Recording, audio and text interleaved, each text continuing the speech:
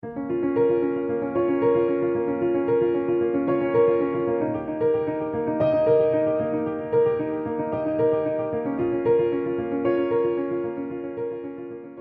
noticed changes in my health, slight tremors in my left arm, and in 2018 was diagnosed with Parkinson's.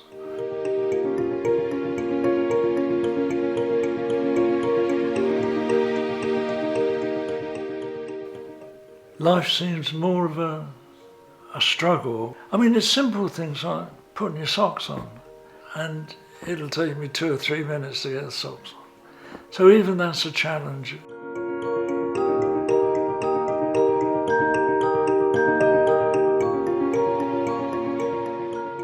Yeah, it was a difficult point because he's been incredibly independent his whole life, and to face that realisation that perhaps he needed some assistance, recognising that if we didn't do something he would probably deteriorate far quicker. I went into hospital for a prostate operation. Whilst I was in the hospital, I then caught COVID.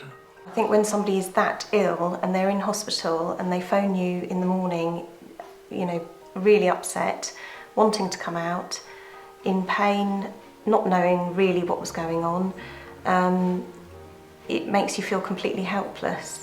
And I phoned, and whoever I spoke to would just instantly put me at ease. That was the real catalyst for the connection with Home Instead. She came and she was just phenomenal with Tony. She instantly knew that he had a sense of humour. She put him at ease as well as us. And we hit it off instantly. There's times in life when you meet someone you know that actually, well, we've hit it off. It's great. Within minutes we were cracking jokes and having a laugh, and it's been the same ever since. Every time I visit, he says at the end of the visit, you've set me up for the day.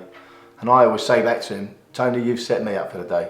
And that's from my heart, that's true. The one thing I can say is that after each visit by one of the team, I feel good. But I feel with Tony, because I've done Parkinson's training,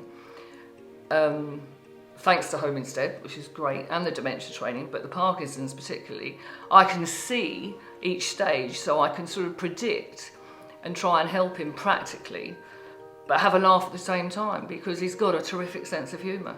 Whatever your criteria and however you go about interviewing and selecting the people that are doing the work for you, you're doing something right, because it works so well. But to have somebody else in the mix to help us is just made a huge difference. It takes the pressure off. He's been the best he has for the last year.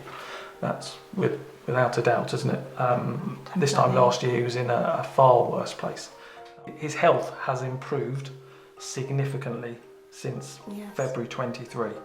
He's now back able to walk out and about on his own. He's got the confidence to go out and walk. He's now back driving again, and by having had the care that he's had has enabled him to improve in those areas, means that he's now walking around, he's interacting, he's talking to people who live on the estate he's in. So the quality of life has improved. I even seem to walk better.